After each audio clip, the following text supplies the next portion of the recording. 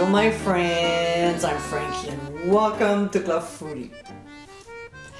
When there's a birthday, anniversary, holiday or other special event, it's always nice to go the extra mile to make it even more special.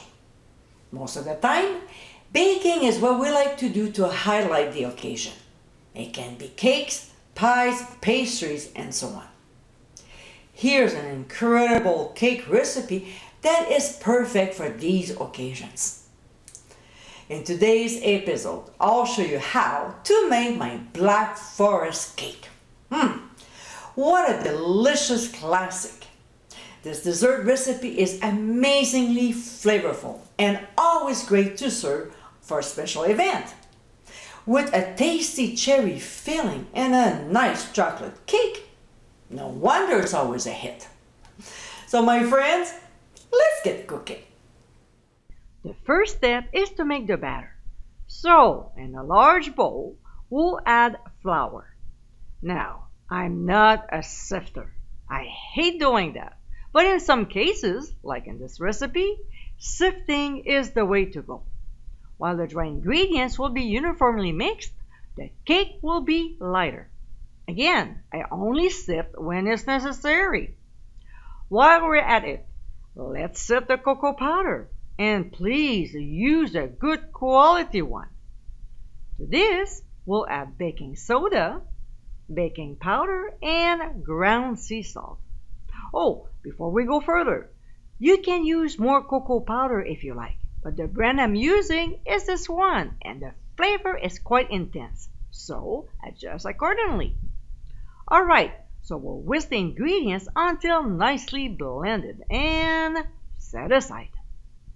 Next, in the bowl of a stand mixer, we'll combine granulated sugar, lots of butter, and pure vanilla extract. With the paddle attachment on, we'll process on medium speed until well mixed. Now, adding one egg at a time, we'll process well between each addition before adding the next one.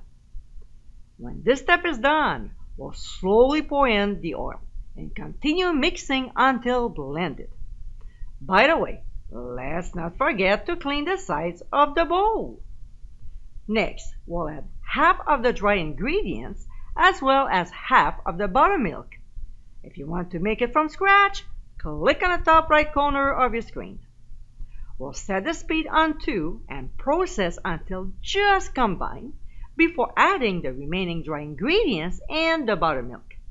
We'll also add a cup of brewed black coffee at room temperature. We'll mix everything on low speed at first, then increase to 5. We'll continue until just combined. We want a light cake, so let's not overmix. And let's not forget to stop and clean the sides of the bowl. Alright, so when this step is done, we'll transfer the batter into 3 8-inch cake pans that have been greased and floured. Now, this is a 3-layer cake, and we want each layer to be the same thickness. So the best way to go is to use a scale by pouring it the same volume. Then after, we'll level the batter before tapping the pan on a counter to release any trapped air bubbles. We'll transfer them to a 350-degree preheated oven and bake for 30 to 35 minutes or until a cake tester comes out fairly clean. We'll remove the pans from the heat and let them cool off for a good 15 minutes before unmolding them, which should come out quite easy. Then we'll place the cakes on a wire rack to allow them to cool completely. Now, let's go back when the cakes were baking.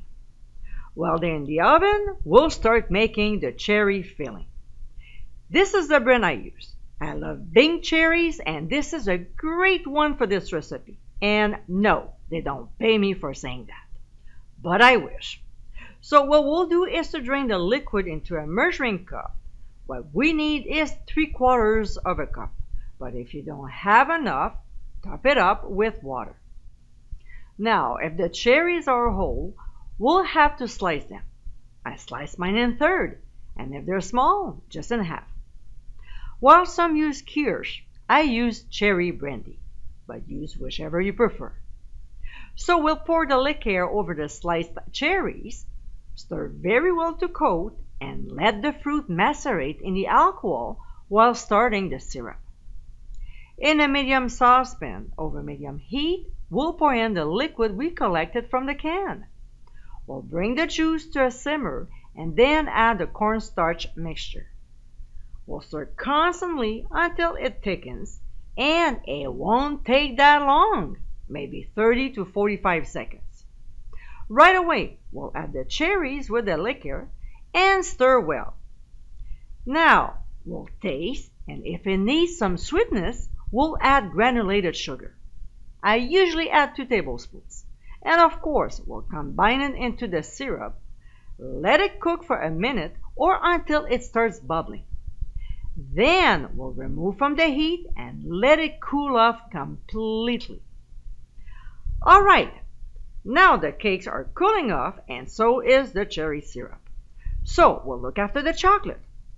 Using a vegetable peeler, we'll shave the chocolate, just like this, and set aside. The next step is making the whipped cream. I won't go into details about making the perfect one, so check it out by clicking on top right corner of your screen. So we'll whip the heavy cream on high speed and slowly add the powdered sugar. Now, if you want to save money and make your own, you know what to do. When it forms stiff peaks, we'll transfer the whipped cream to the fridge while we start to assemble our cake. Here, I'm using a heavy glass bowl that I've inverted and then put the removable bottom of a cake pan. The bottom of a springform pan works great as well. This will all make sense in a second, you'll see. So we'll place one cake on it that we leveled out using a serrated knife. Next, we'll brush on some cherry brandy. Let's not go crazy with it. We don't want the cake to be wet. Therefore, we'll apply a thin layer. Then we'll spoon on half of the cherry filling, leaving about 3/4 of an inch to an inch from the edge. We'll also add a little bit of whipped cream and gently spread it, leaving the same distance from the edge. Now, we'll place another cake on top, pressing it down gently, and repeat the same steps by brushing some brandy, spoon on the rest of the filling, and spread some whipped cream. We'll place a third cake on top and gently press down. Just like previously, we'll brush on some more cherry brandy. Next step is to spread the whipped cream everywhere, enough so it covers the entire cake. But make sure to reserve some to decorate the top of the cake later. When it's covered, we'll apply the shaved chocolate. I'm wearing latex gloves so the chocolate doesn't melt in my hands, because the glove is cooler than our body temperature. Now, I'm not too sure if you can see it, but I also place a pizza pan under my upside down bowl to collect any excess chocolate so we can reapply it. So we'll keep doing this until the sides are covered evenly, keeping some for the top of the cake, which we'll sprinkle in the center. If there's any left, we'll lightly sprinkle around the outside edge. All right.